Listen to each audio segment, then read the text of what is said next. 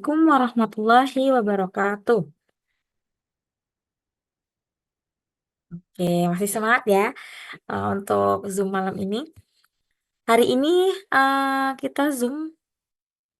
Besok kalian udah hari keberapa ya ujian sekolahnya? Baru hari ketiga? Masih berapa hari lagi? Masih lama kah? Oke, baiklah kalau begitu. Tetap semangat ya. Nah, sekarang kita awali dulu sebelumnya dengan bacaan basmalah bersama-sama. Im. Oke, tadi sore Ibu udah kirimkan materi ya, ringkasan materi yang Ibu buat berdasarkan kisi-kisi. Sudah di-download semua? Sudah dibaca-baca? Oke, Alhamdulillah kalau sudah dibaca-baca. Nah, eh karena waktunya terbatas juga ya anak-anak, nanti kita apa ya, mungkin nggak sempat untuk membahas semuanya. Nanti kalau ada pertanyaan untuk soal-soal yang sulit, baru kita akan bahas bersama gitu ya. Nah, sekarang kita akan mulai dengan latihan soal yang Ibu baru buat gitu ya. Yang Ibu baru buat beberapa waktu yang lalu, belum lama. Ya, tak share screen dulu ya. Nggak banyak, nanti setelah latihan soal yang sedikit ini, nanti kita bahas ringkasan materi yang tadi udah Ibu share. Jadi pastikan kalian sudah download semua, gitu ya. Terus di ringkasan materi itu masih ada yang kosong, kalau nggak salah 2 nomor ya. Masih ada yang kosong 2 nomor. Yang satu nomornya Ibu bahas di latihan soal. Yang satu nomornya itu soalnya bisa dikira-kira. Jadi nanti berdasarkan teks dan juga soal sebelumnya. Gitu ya. Oke, tak share screen dulu. Apakah sudah muncul?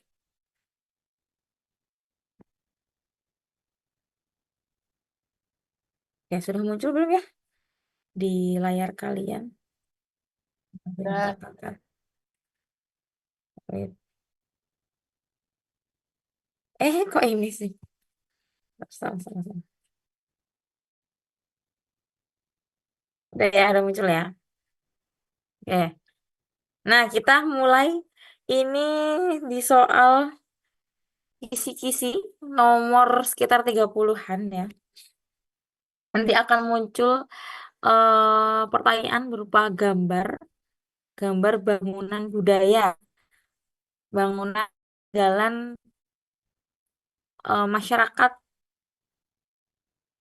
zaman dulu gitu kan di negara-negara Eropa. Nah, nanti kalian diminta untuk menyebutkan itu di negara mana, atau mungkin disuruh menyebutkan itu namanya bangunan apa gitu ya. Oke, nggak ada clue-nya di benua mana. Jadi ya Ibu akan cari, buatkan soal di sini sesuai yang ini aja ya, yang Ibu temui begitu. Yang termasuk dalam warisan budaya dunia. Oke, yang nomor satu, tolong dibacakan dan dijawab ya. Eh, dari 9A dulu, Fredela 9A. Tolong Mbak Dela. iya, Bu, maaf. Yuk, Dari manakah asal bangunan silahkan. tersebut? Dari mana ya? Kira-kira dari mana? Sudah pernah melihat ya? Atau belum? Pernah? Apa ini? Nggak tahu, Bu. Bohong kakak saya.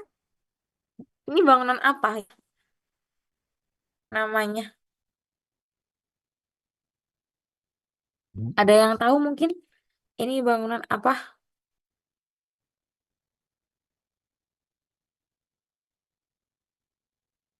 Oke, ada yang bisa membantu Partenon, Bu. Fredela? Hmm? Partenon tau, Bu? Ini Athena. Heeh. Iya, betul. Nah, ini bangunan Akropolis ya namanya. Akropolis ini sumber lagi.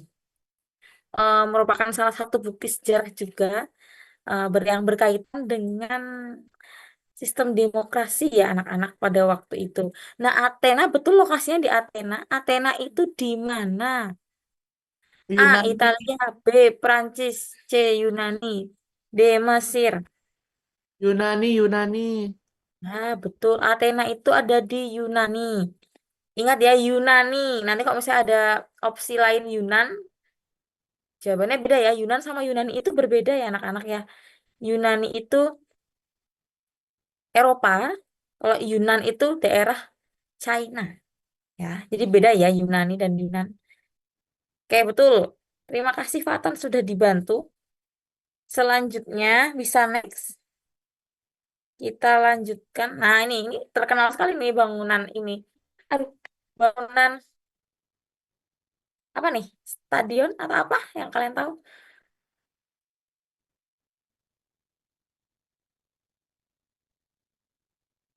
Apa? Tempat bertarung. Ya, ya arena. Suatu arena ini ya. Koloseum. Ya, namanya Colosseum. Tempat pertunjukan ya, guys. Oke. Namanya Colosseum. Ikonik banget ini. Di daerah manakah bangunan ini Roma, berada? Itali. Di Roma, betul, Italia. Itu ya. Oke. 9B ya setelah ini ya. Ibu minta 9B untuk menjawab. Terima kasih, teman-teman. Kita next dulu. Nah, gampang ini. 9B siapa ya? 9B. Nabila. Yo, Nabila. Ya, Bil, jawab, Bil. Ini gambar apa, Bil? Ada Nabila?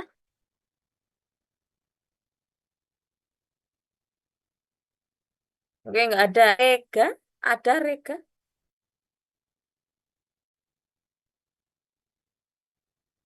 Itu Halo, halo, Mesir, Rega. Siapa yang jawabnya? Sirina, Suara siapa? Hah? Mesir.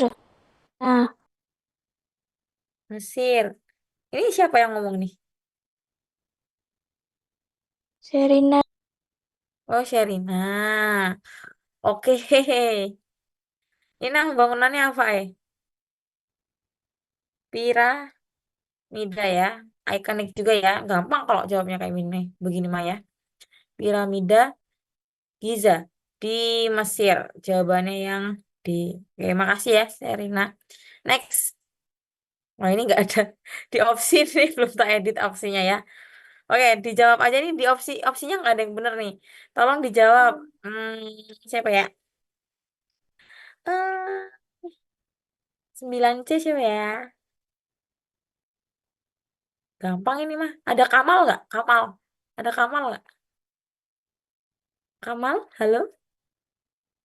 Sepertinya nggak ada ya.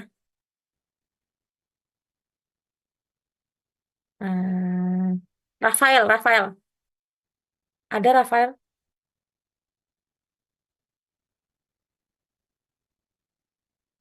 Oh, nggak ada. Hmm, ya udah Ngawang deh ke 9A lagi deh. Ngawang. Ngawang dari mana nih Ngawang? Ini bangunan apa nih? Gampang ya, kalian semua tahu ya pasti ya. Ini masjid. Ya, bangunan apa nih? Bangunan apakah ini? Oh, nggak ada suaranya. Jadi kita jawab bersama saja ya. Ini bangunan apa nak yang seperti masjid ini? Taj Taj Mahal. Mahal, Mahal. Di mana? India. India. Lokasinya? Nah, di India ya, gampang ya. Di sini opsinya nggak ada India, oke. Jadi tolong jangan lihat atau berpaku di situ ya, belum Ibu edit tadi ya. Next, kita lanjutkan. Soal nomor 5. Nah, ini agak sulit sedikit, lebih menantang daripada yang tadi ya. Tolong dibacakan dan dijawab. Bentar, siapa ya? Eh, hmm, Maisen? Coba Maisen. Ada Maisen? Ada, Bu. Oke, tolong Maisen. Nggak tahu, Bu. Nggak tahu geografi. Dibaca dulu itu ada apa? Satu, itu poin-poin ya. Jadi Sahara, ibarat Sur, Sahara.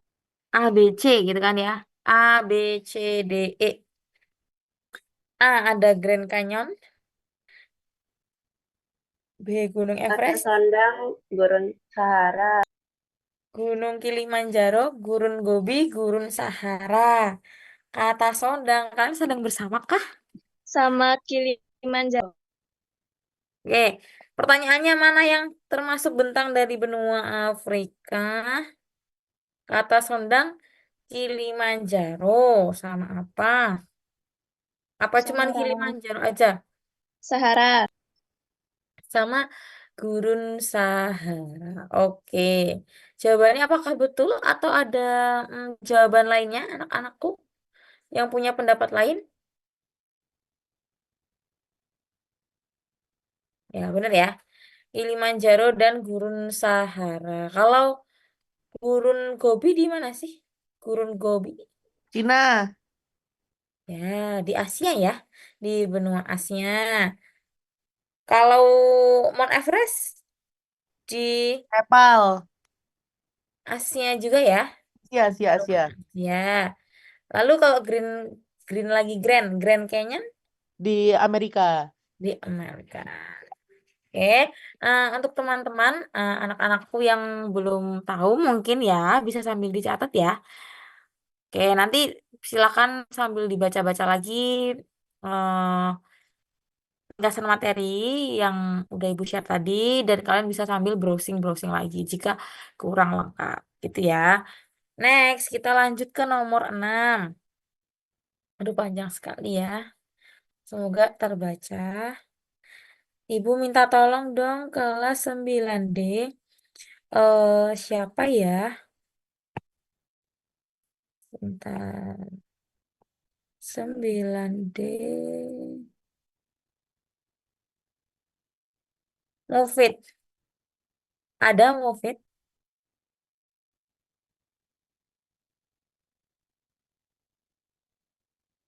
Oke. Mufid belum ada? Kalau belum ada, kita ke Fajar dulu. Bagas Fajar. Bagas Fajar ada?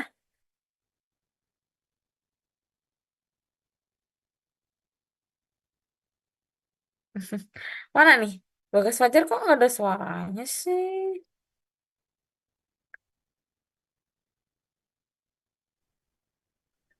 Mufid, piye? Mufid bisa? Oh, masih jelek jaringannya. Ahmad Dahlan deh. Ahmad Dahlan. Ya, Tolong. kenapa? Silakan lah. Dibacain dulu lah, tolong ya Lan. Oke. Negara di Eropa Barat yang mempunyai yang punya julukan negara bunga tulip, negara kincir angin, dan negara seribu tanggul disebut negeri seribu tunggul karena banyak sekali tanggul raksasa yang berfungsi untuk membangun air laut agar tidak mengalir ke daratan. Merupakan salah satu negara yang paling padat penduduk di dunia, dan kebanyakan tanahnya berada di bawah paras laut. Terkenal dengan di terkenal dengan dike, kincir angin, terom, terompah kayu, bunga tulip, dan sifat terbuka masyarakatnya, sifat liberal yang menjadi sebutan masyarakat antar bangsa. Negara yang dimaksud adalah hmm, D. Belanda.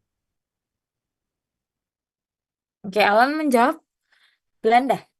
Iya. Oke, kenapa kamu jawabnya Belanda, Lan? Adakah kata kunci yang membuat kamu atau merujuk ke negara Belanda yang kamu rasa merujuk ke situ? Kata kuncinya yang Di bawah paras laut kalau itu aku. Dari situ. Bentar. Oke, kata kuncinya sebenarnya banyak ya di sini ya. Ada julukan-julukan yang sebenarnya kita tahu ya. Negara kincir angin sudah jelas ya. Banyak kincir angin. Sudah jelas negara kincir angin itu adalah julukan untuk negeri Belanda gitu ya. Sama negara bunga tulip. Ini udah jelas sekali ya julukan-julukannya ini. Dan 1000 tanggul. Makanya ini ya 1000 dam ya. Dam itu kan tanggul ya. Makanya salah satu makanya ibu kotanya juga seperti kita tahu adalah Amsterdam ya, berasal dari kata dam. Good. Terima kasih untuk Mas Alan. Oke, next kita lanjutkan. Bentar, ini kok hilang? Oke, kita lanjutkan. Nomor terakhir ini sepertinya. Cuma 7 nomor aja ibu buatnya. Oke, yo, ibu minta tolong kepada 9A lagi deh.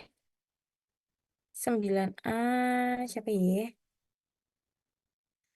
Kepada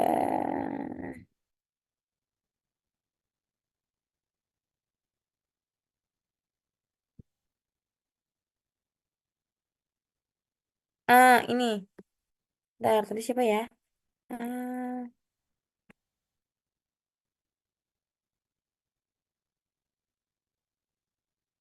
Iqbal.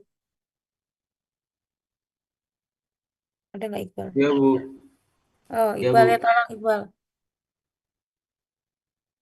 Dampak positif Sorry. batas maritim berdasarkan UNCLOS 1982.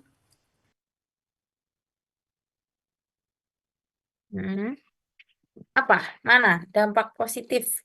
Yang termasuk dampak positif batas maritim berdasarkan UNCLOS 1982. UNCLOS itu apaan sih? Indonesianya aja deh, gak usah. United Nation.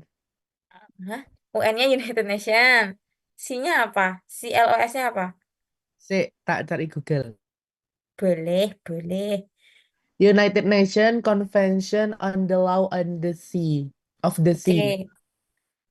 Oke. United Nations Convention on the Law of the Sea ya. Berarti kalau of the sea ini berkaitan dengan laut atau air atau pantai ya laut ya laut. Jadi bahasa Indonesianya hukum laut internasional yang mana itu disepakati tahun 1982.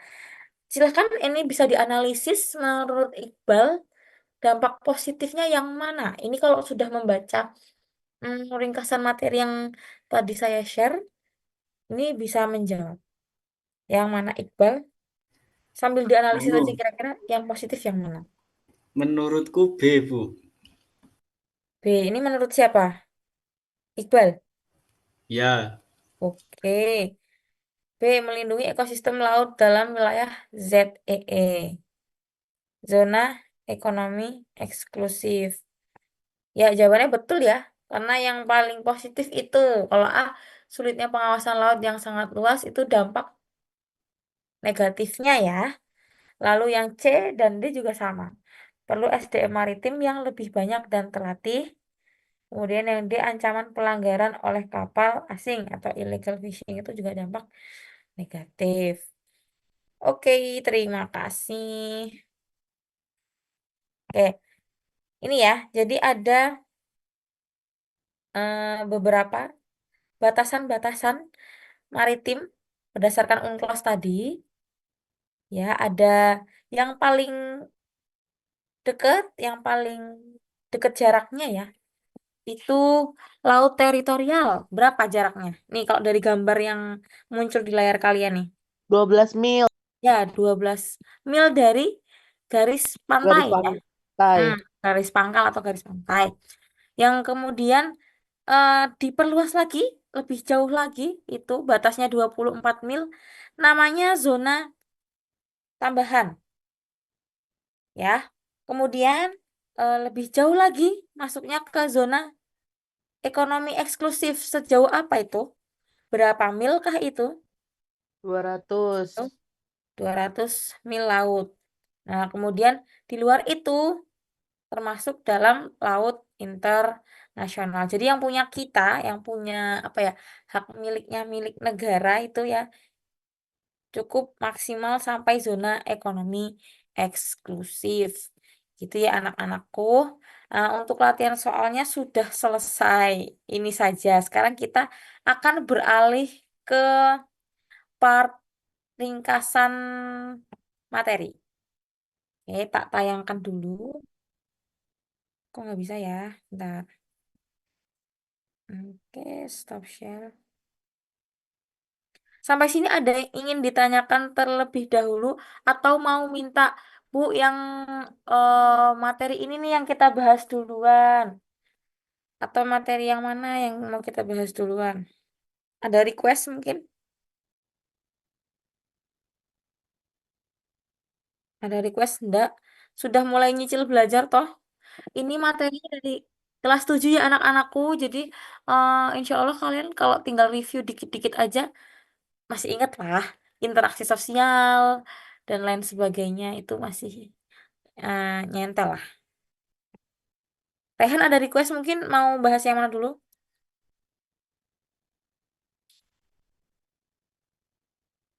Terserah saya ya. Oke.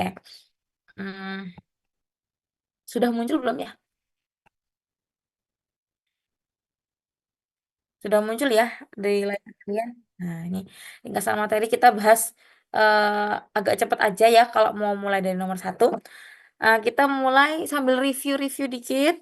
Kita mulai dari interaksi sosial. Yang ditanyakan dalam soal itu adalah faktor penyebab terjadinya interaksi sosial.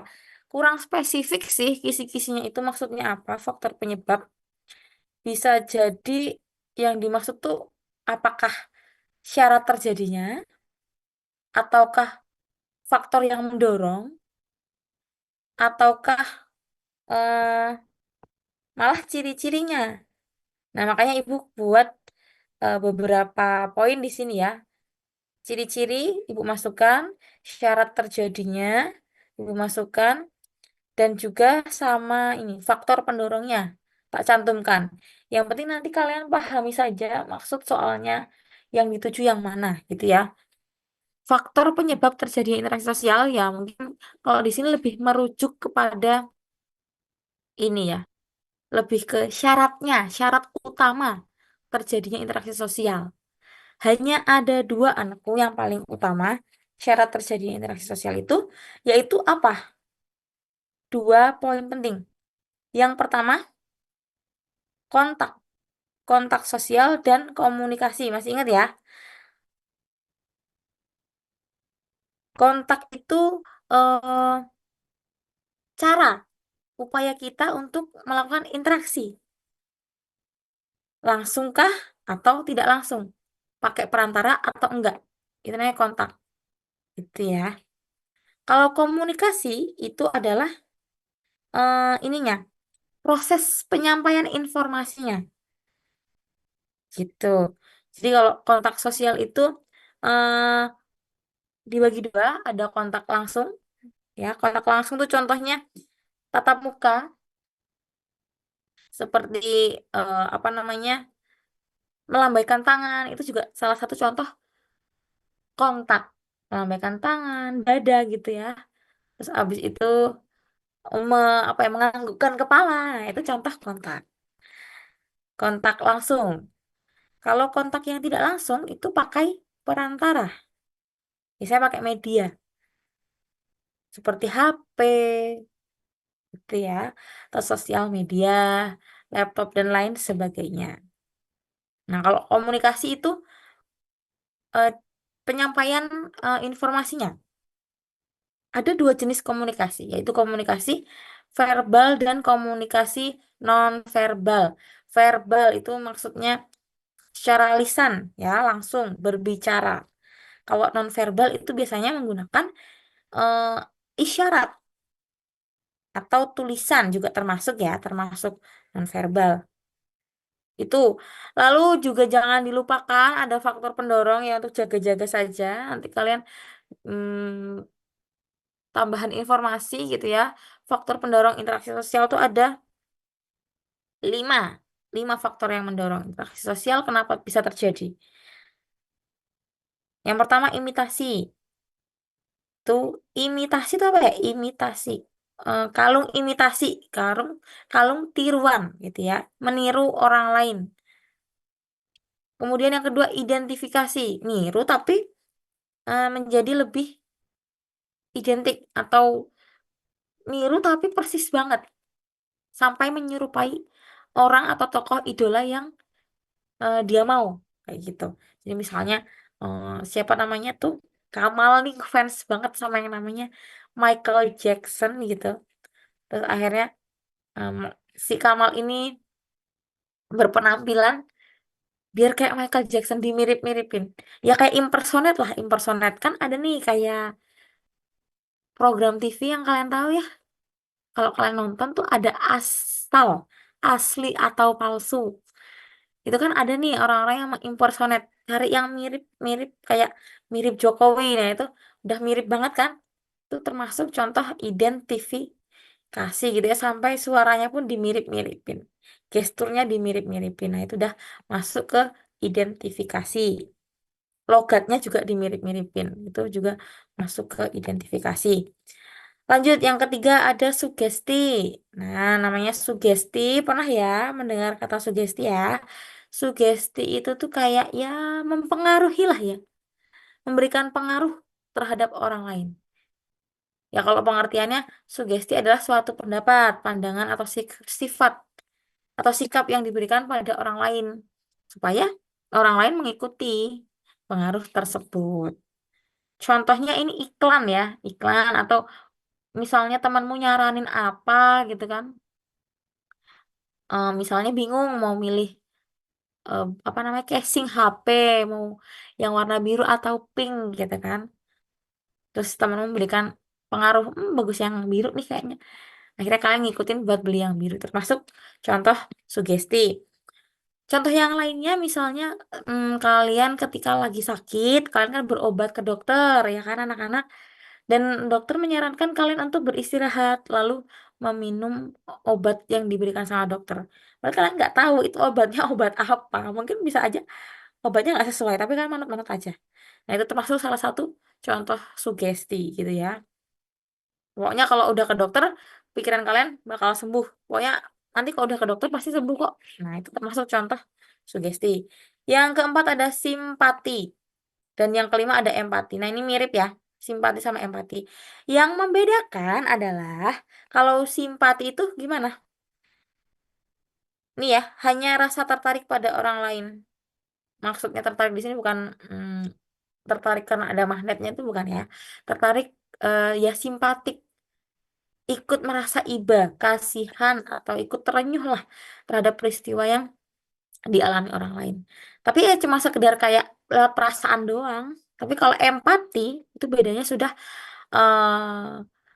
bentuknya sampai ke tindakan. Jadi pakai action gitu ya bedanya antara simpati dan empati. Nah, kemudian kita lanjutkan. Sudah bisa dipahami untuk nomor 1 ya, interaksi sosial ya. Paham, Bu. Oke, Ibu paham. mau nanya, Dalam apa? jelasin yang urbanisasi, imigrasi, dan lain-lainnya, Bu. Oke, itu nomor berapa ya, Son ya? Lupa. Oke, sambil kita nanti scroll ya. Nah, sekarang oke kita skip dulu ya sesuai request ya kalau begitu ya. Kita ke urbanisasi terlebih dahulu. Nanti kita skip dulu ya, urbanisasi. Urbanisasi. Cari di search bar-nya itu aja lah, Bu. Bisa nggak? Apakah ada di sini?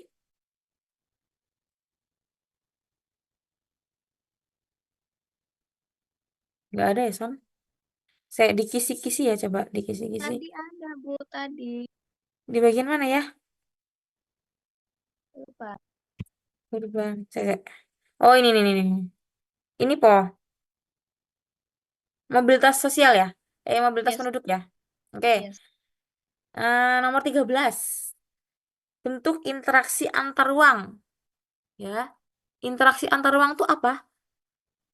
Adanya interaksi antar wilayah satu dengan wilayah yang lainnya. Ini kayaknya kalau tidak keliru di materi kelas 8. Ya, anak-anak. Salah satunya adalah adanya mobilitas penduduk. Interaksi dalam bentuk pergerakan atau perpindahan manusia dari satu ruang ke ruang yang lainnya. Jadi mobilitas penduduk itu meliputi beberapa hal. Ini masih sedikit ya yang Ibu tulis di sini. Ada urbanisasi, ada imigrasi. Oke, tak kasih ini aja deh kayaknya. Pakai papan tulis, ada nggak ya papan tulis di sini? Bentar. Nah, jadi mobilitas penduduk itu ada mobilitas dalam negara sama antar negara ya anak-anak. Q. Wait. Spidolnya mana ya? Oke, jadi ada dalam negeri. Ini susah banget. Dalam negeri. Dalam negeri itu DN ya. Sama luar negeri. Luar negeri. Nah, kalau mobilitas penduduk dalam negeri itu mobilitas yang terjadi ya masih dalam satu negara aja gitu. Contohnya urbanisasi masuknya dalam negara atau luar negara? Dalam negara ya, Dalam urbanisasi. Nah, urbanisasi itu dari mana ke mana? Betul, dari desa ke kota. Ya, biasanya ini ada faktor penarik ya dari kota sendiri, yaitu biasanya orang-orang berpikir bahwa di kota itu banyak lapangan pekerjaan, misalnya begitu. Salah satunya. Kemudian yang kedua ada transmigrasi. Itu masih dalam negara ya. Transmigrasi itu pengertiannya apa? Perpindahan penduduk dari mana ke mana? dari kota ke desa. Dari daerah yang padat penduduk ke daerah yang jarang penduduknya. Kalau di Indonesia itu biasanya paling sering konteksnya dari pulau yang padat penduduknya, contohnya Pulau Jawa, ke pulau yang jarang penduduknya seperti Kalimantan atau Sulawesi atau Papua bahkan. Tuh. Jadi ya intinya adalah dari wilayah yang padat penduduk ke wilayah yang jarang penduduk. Gitu ya. Selanjutnya ada apa lagi? Apa hanya dua? Ruralisasi pernah dengar? Ruralisasi. Nah, apa itu ruralisasi? Ru, ya tak singkat aja ya, Ruralisasi. Kalau ruralisasi ini tadi kebalikan dari urbanisasi. Urbanisasi kan dari desa ke kota. Kalau ruralisasi itu dari kota ke desa. Gitu ya. Jadi yang masyarakat awalnya tinggal di kota pindah ke desa untuk tinggal dan menetap di sana. Ya mungkin pengen slow living gitu kan. Slow living di Magelang misalnya. Itu juga bisa gitu ya. Lanjut. Berarti kalau misalnya transmigrasi itu nggak harus ke desa ya? Nggak harus sih. Tapi biasanya ya kan eh, daerah yang jarang penduduknya tuh paling sering di mana sih, Tan? Biasanya desa ya. Nggak harus ke desa tapi apa ya? Pinggir Seringnya kota gitu. itu desa yang masih jarang penduduknya. Nggak harus ke desa sih, cuman tapi keseringannya pasti desa gitu. Gitu Oke. sih. Oke ya. Next. Apalagi? Oke, kita ke yang ini ya. Antar negara. Ada yang namanya Imigrasi. i- imigrasi apa? Imigrasi. Kayak impor sama ekspor ya depannya I berarti. Ini point of view-nya Indonesia ya, ke Indonesia ya. Sebagai tujuan. Jadi orang luar masuk ke Indonesia atau orang Indonesia pergi menetap di luar, di Australia. Yang luar ke dalam. Ya, yang luar ke dalam. Contohnya ya banyak imigran-imigran ke sini ya. Contohnya imigran Rohingya kalau kalian tahu. Itu maksudnya imigrasi ya guys ya. Tuh imigrasi. Nah, lawannya imigrasi apa? M. Eksploitasi. Eh, M. Emigrasi. emigrasi. Emigrasi. Jadi kalau emigrasi ya yang penduduk kita dari negeri tertentu, dari negeri Indonesia ke luar negeri untuk menetap gitu ya. Kalau TKI itu masuknya apa? Emigrasi. TKI Indonesia ya, maksudnya emigrasi ya. Bekerja di Arab Saudi atau di Jepang, Di Kamboja, Bu. Kamboja, jangan nanti diambil ginjalnya. Jangan ya, serem. Oke, itu. Lalu apa lagi? Ada lagi? Mungkin ada yang terlewat dari Ibu, mobilitas penduduk. Kayaknya banyak banget deh kemarin ada apa ya? Kok lupa? Apa lagi ya? Udah, itu dulu ya. Sepertinya itu yang biasanya sering keluar. Ada sih sirkulasi sama ada remigrasi. Ingat gak sirkulasi apa? Tapi kayaknya terlalu rumit deh untuk membahas sirkulasi. Yang paling sering Sirkulasi itu itu aja. yang sementara nggak sih, Bu? Ya, benar, hanya sementara. Misalnya ya, apa ya? Ya berkunjung ke rumah nenek yang ada di, ya misalnya mudik. Nah, itu kan sirkulasi ya, itu kan cuma sebentar. Jadi sementara. Pulang kampung atau mudik, nah itu kan termasuk contoh dari sirkulasi. Ada lagi sebenarnya remigrasi. Remigrasi itu berpindahnya penduduk Indonesia, misalnya kan tadi TKI ya, ya kembali ke Indonesia. Nah, itu namanya remigrasi. Kembalinya penduduk asli suatu daerah ke negara asalnya, itu namanya remigrasi, gitu ya. Tapi insya Allah yang keluar, ya yang itu tadi, yang tidak rumit-rumit, itu untuk bentuk-bentuk mobilitas penduduk. Kemudian ada lagi interaksi antar ruang berupa transportasi. Transportasi itu apa? Termasuk dalam pengangkutan barang, perdagangan, atau bahkan transportasi penumpang atau orang gitu ya. Bisa MRT, Transjakarta, dan lain sebagainya. Itu juga termasuk bentuk interaksi antar ruang. Karena kan dari wilayah satu ke wilayah yang lainnya. Jadi nanti dibedakan ya, apa itu transportasi, apa itu mobilitas penduduk. Lalu ada komunikasi juga. Apa itu komunikasi? Interaksi melalui perpindahan ide, gagasan, informasi, visi misi, cita-cita, dan sejenisnya secara langsung atau tidak langsung. Ya, interaksi perpindahan ini ya, informasi. Itu namanya komunikasi. Lewat tayangan berita, membaca buku, dan lain sebagainya. Oke, itu untuk bentuk interaksi antar ruang. Sambil Ibu cek dulu ya, kira-kira yang keluar gambar atau apa ini? Nomor 13. Wait, wait, wait, wait, wait. Hmm, 13. Bukan gambar kan ya? Oh, ada diagramnya ya, teman ternyata. Oh, oke, oke, oke. Nanti akan ada diagram tentang kondisi interaksi antar ruang. Masih ingat nggak bentuk diagramnya anak-anakku?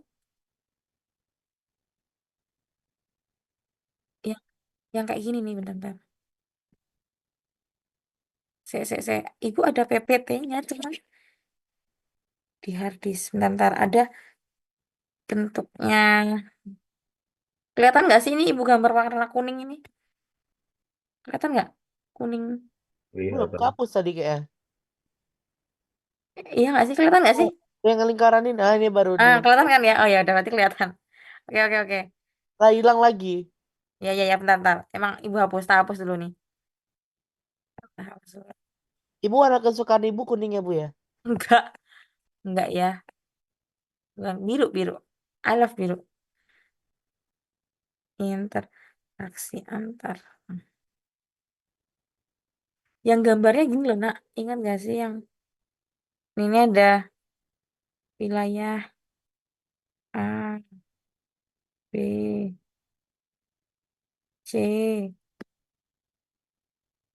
Ingat gak gini?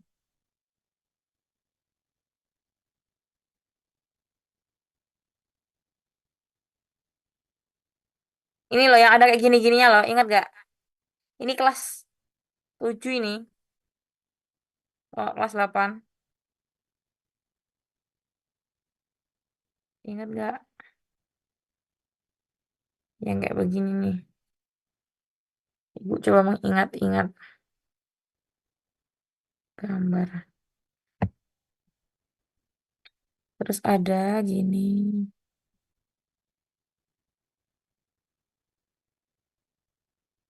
Wait. Ada gambarnya. Gambar. Oke, sambil tak carikan dulu ya. Ini di skip bentar. Di skip bentar. Sambil tak carikan di hard disk. Ada yang mau request dulu? Setelah ini membahas apa? Materi apa? Wang. Nomor 13. Sambil tak cariin, bentar.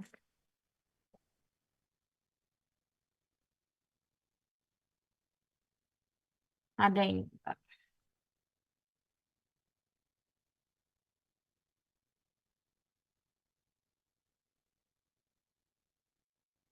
Gimana untuk ujian-ujian yang kemarin? Apakah mudah soal-soalnya? Jika mudah berarti insya Allah ini juga mudah ya anak-anak Q. Wait.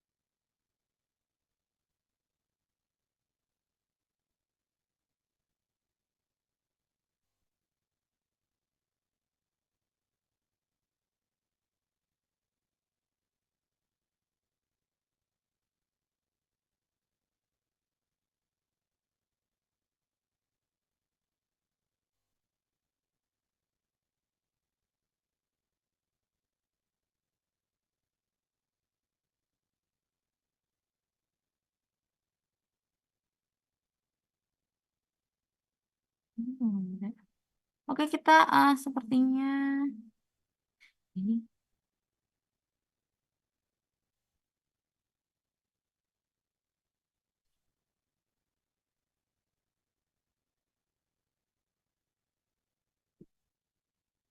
Oke, kita next dulu ya. Belum menemukan Ibu ternyata. Oke. Yuk kita next dulu. Kalau begitu ada request. Oh ini, kita akan bahas tentang yang pola pemukiman. Kelas lain kayaknya juga belum. Yang baru nyatet di buku kemarin kayaknya kelas 9C. Bu, ini kayaknya dihapus dulu deh, Bu. Ya, oke aman. Bentar, wait. Kita hapus dulu ya.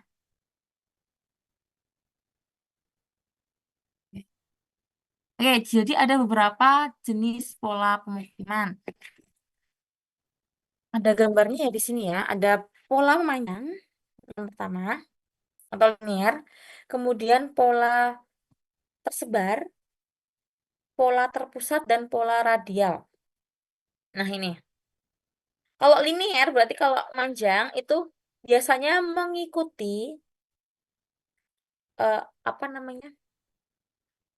Jalan, nama jalan, mengikuti sepanjang jalan atau panjang aliran sungai. Jadi biasanya di pinggir-pinggir jalan, di pinggir-pinggir sungai, sumber air atau sumber kehidupan yang lain. Karena kan kalau misalnya Sungai itu kan berarti kan sumber kehidupan. Banyak makanan, banyak air. Jadi biasanya orang-orang tinggal di pinggir atau di sepanjang sungai tersebut. Jalan juga sama, dia memanjang.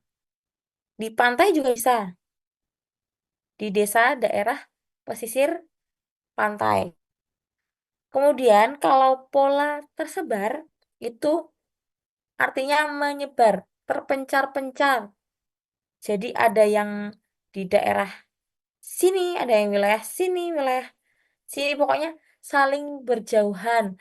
Dan biasanya untuk pola pemukiman yang tersebar ini terjadi atau terbentuk di wilayah yang berada di dataran tinggi ya atau berbukit-bukit lah begitu ya. Daerah pegunungan itu biasanya. Karena kan rumahnya juga kadang ini ya jauh-jauh gitu kan. Daerah Kaliurang lah kita sebut. Villa-villa Kaliurang itu kan tersebar. Lanjut, ada pola mengelompok atau terpusat. Nah, kalau terpusat ini rumah-rumah atau pemukiman-pemukiman warga itu biasanya berada di titik-titik tertentu, di pusat-pusat tertentu yang di situ ada pusat atau ada sumber mata air atau ada pusat kehidupan, pusat perbelanjaan atau apa. Nah, atau pasar atau adanya pusat kehidupan lain pokoknya. Jadi biasanya di situ akan banyak pemukiman warga yang dibangun daerah tersebut. Nah, lanjut. Kemudian ada pola radial. Nah, kalau pola radial ini masuknya ke kombinasi antara pola yang terpusat dan juga pola yang linear. Jadi nanti di tengah-tengahnya nanti ada pusat perdagangan misalnya. Lalu kemudian di sepanjang jalannya itu ada juga pola-pola pemukiman warga yang mengitari daerah situ. Jadi membentuk seperti roda ya, radial. Jadi di sepanjang jalan situ ada pemukiman warga. Jadi disesuaikan ya dengan konteks soal yang ada. Nah, kemudian kita lanjutkan ada jalur migrasi yang ditempuh nenek moyang bangsa Indonesia. Bu Ada dua Aini, dalam, kerajaan-kerajaan tuh keluar nggak, Bu? ada tapi nggak banyak yang keluar itu kerajaan Majapahit. Ada Kalau itu baca artefak-artefak kayak gitu juga, Po? itu ada juga. Prasasti. Ayo udah dibaca belum? Ada itu. Belum. Ada peninggalan zaman Neolitikum. Zaman Neolitikum itu zaman batu muda. Nanti ada di nomor, nah ini nih, nomor 6. Yang ditanyakan nanti peninggalannya.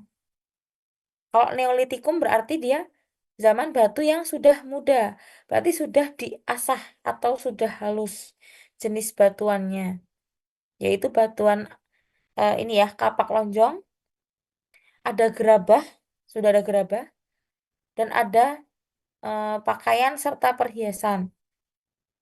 Gitu ya. Yang paling menonjol ini sih, kapak lonjong dan gerabah. Itu yang paling terlihat dari zaman Neolitikum. Gitu ya anak-anakku. Oke, oke. Oke, untuk jalur migrasi ya tadi ya. eh Jalur migrasi yang ditempuh nenek moyang kita itu ada 2 jalur anak-anak. Ada jalur barat dan jalur timur. Jalur barat itu melalui Yunan. Yunan itu mana kemarin? Tadi China ya. Dari China. Silakan nanti bisa dibaca kembali. Ini kelas 7 anak-anak materinya. Kalian kalau masih punya catatan kelas 7 boleh dibuka kembali. Kalau masih ada atau LKS-nya. Nanti kalau misalnya perlu bantuan juga tak fotokan. LKS kelas 7 juga ada Ibu. Itu ya. Kemudian jalur timur itu lewat Thailand. Kok Thailand sih? Taiwan. Salah. Taiwan. Makanya ada teori out of Taiwan yang mana menyatakan bahwa nenek moyang bangsa kita itu asalnya dari Taiwan. Itu ya. Jadi ada dua teori ini tadi. Yang timur itu out of Taiwan, yang barat itu teori Yunan. Bilang bahwa nenek moyang kita berasal dari Yunan atau Cina Selatan. Ini biasanya ada gambar pendukungnya ya anak-anakku, ada gambar petanya, nanti kalian bisa sambil cari lagi. Yang penting kalian paham bahwa out of Taiwan itu bunyinya nenek moyang kita asalnya dari Taiwan yang migrasi lewat Filipina dan masuk ke Indonesia. Lalu kalau teori of Yunan menyatakan bahwa nenek moyang kita berasal dari Yunan, China Selatan. Oke, begitu. Untuk kedatangan nenek moyang kita. Nah, tadi dilanjutkan pertanyaan Fatan ya. Ada kerajaan Majapahit yang akan keluar di USEK kali ini untuk Hindu-Budanya. Dan yang ditanyakan adalah sebab kemunduran kerajaan Majapahit. Kenapa Majapahit itu bisa mulai mundur atau runtuh gitu kan? Ada beberapa faktor yang mana beberapa faktor itu antara lain salah satunya kematian Hayam Wuruk atau Raja Majapahit yang membawa Majapahit ke dalam masa kejayaannya. Jadi udah habis ya masanya. Itu yang pertama. Kemudian ada perang saudara. Ya, namanya perang Parekrek. Kemudian ada faktor yang lainnya, yaitu kebangkitan Malaka. Malaka tuh sebagai pusat atau ini ya, jalur perdagangan rempah-rempah pada waktu itu. Dan Majapahit kalah saing dibanding dengan kebangkitan Malaka pada waktu itu. Dan yang keempat ada pengaruh dari dinasti Ming. Nanti kalian bisa baca-baca ulang. Dan mulai munculnya banyak kerajaan-kerajaan Islam di Indonesia. Jadi itu salah satu penyebab juga kerajaan Hindu-Buddha, salah satunya Majapahit itu mengalami keruntuhan. Sudah mulai banyak bermunculan kerajaan-kerajaan Islam di Indonesia. Nah, nanti juga muncul persamaan dakwahnya Wali Songo dengan Muhammadiyah itu apa? Gitu. Nanti juga ada eh, ini teks bacaan tentang kelangkaan LPG 3 kg. Ini udah ada contohnya ya. Ada contoh bacaan. Kalian menganalisis dampaknya kira-kira apa kalau terjadi kelangkaan. Kemarin kan belum lama terjadi kelangkaan LPG. Kelangkaan tuh apa sih? Di mana banyaknya permintaan tapi sumber daya yang ada atau barang yang diminta itu tidak mampu memenuhi banyaknya permintaan yang ada. Itu namanya kelangkaan. Otomatis barang yang langka tersebut biasanya harganya akan mengalami kenaikan, jadi sangat mahal sekali ya. Nah, itu dampak kelangkaan yang secara langsung. Jadi nanti tolong sambil dicek di bacaan apakah ada salah satunya seperti ini. Nah, berarti itu salah satu dampak kelangkaan berupa kenaikan harga barang di beberapa tempat. Oke, waktu kita sebenarnya sudah habis ya anak-anakku. Ada yang mau ditanyakan terlebih dahulu? Yang paling sulit ada permintaan penawaran juga. Uang. Masih ingat kan uang? Saya uang nomor berapa ya? Oh ya ini. Uang kartal dan uang giral. Oke, kita review sedikit lagi. Uang kartal. Uang kartal itu apa? Anak-anak, uang yang berupa Fisik. ya fisik, yaitu uang kertas dan uang logam. Uang kartal hanya bisa dikeluarkan oleh Bank Indonesia selaku bank sentral. Jadi, uang yang tidak dikeluarkan melalui bank sentral itu bukan uang kartal. Ya, uang kartal hanya dua bentuknya, uang kertas dan uang logam. Gitu. Kemudian ada jenis uang yang lainnya, namanya uang giral, yaitu uang yang bentuknya selain uang kertas dan uang logam. Yang mana uang giral itu bisa dikeluarkan oleh bank umum. Nah, contohnya apa? Contohnya adalah deposito, kemudian cek, kemudian apalagi kartu kredit itu termasuk ya uang giral karena kan uang giral itu produknya dari bank umum. Termasuk kartu kredit itu kan produknya bank umum gitu. Dan uang yang kita simpan melalui bank itu juga termasuk uang giral. Uang elektronik yang ada di m-banking itu termasuknya uang giral. Hanya tulisan angkanya saja toh, tidak ada bentuk fisiknya. Nah, itu termasuknya uang giral. Jadi bentuknya non fisik, termasuk saldo rekening itu tadi ya. Tuh, apalagi Rehan. Udah, itu dulu ya. Kemudian permintaan penawaran masih ingat tidak anak-anakku? Kurva, ini kelas 7 kembali lagi. Ada kurva penawaran dan kurva permintaan. Kurva permintaan itu bentuknya seperti ini. Ini permintaan, demand. Bentar, demand. Jadi dari kiri atas menuju kanan bawah. Kalau dari kiri bawah ke kanan atas itu namanya kurva penawaran. Bunyi hukum permintaan adalah begini. Apabila harga suatu barang mengalami kenaikan, maka jumlah barang yang diminta akan turun. Jadi berbanding terbalik ya, nih harganya naik, jumlah barangnya turun. Dan sebaliknya, kalau harganya turun, jumlah barangnya akan bertambah atau naik. Itu hukum permintaan. Dari point of view-nya pembeli. Jadi kalau hukum permintaan itu point of view-nya pembeli, kalau penawaran itu point of view-nya penjual. Bunyinya, apabila harga naik, maka jumlah barang yang ditawarkan juga akan naik. Jadi berbanding lurus. Harganya makin tinggi yang ditawarkan makin banyak, karena kan menguntungkan. Kalau harganya turun, jumlah yang ditawarkan juga turun semakin sedikit. Itu ya, nanti bisa dibaca-baca ulang. Oke, itu aja anak-anakku kira-kira yang bisa kita bahas pada pertemuan kali ini. Ibu harap ringkasan yang sudah Ibu share nanti kalian bisa baca-baca kembali dan bisa jadi pedoman juga buat kalian ya.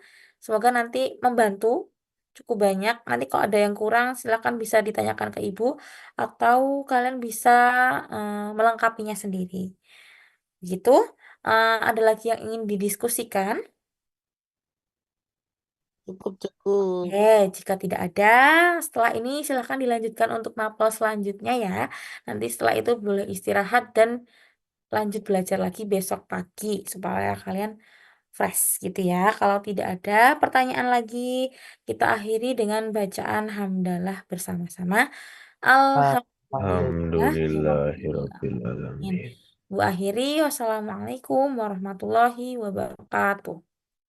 Waalaikumsalam warahmatullahi Terima wabarakatuh. kasih anak-anakku, izin pamit ya. Oke. Ya, Makasih, Bu. sama-sama ya. Makasih, Semangat. Bu. Dadah.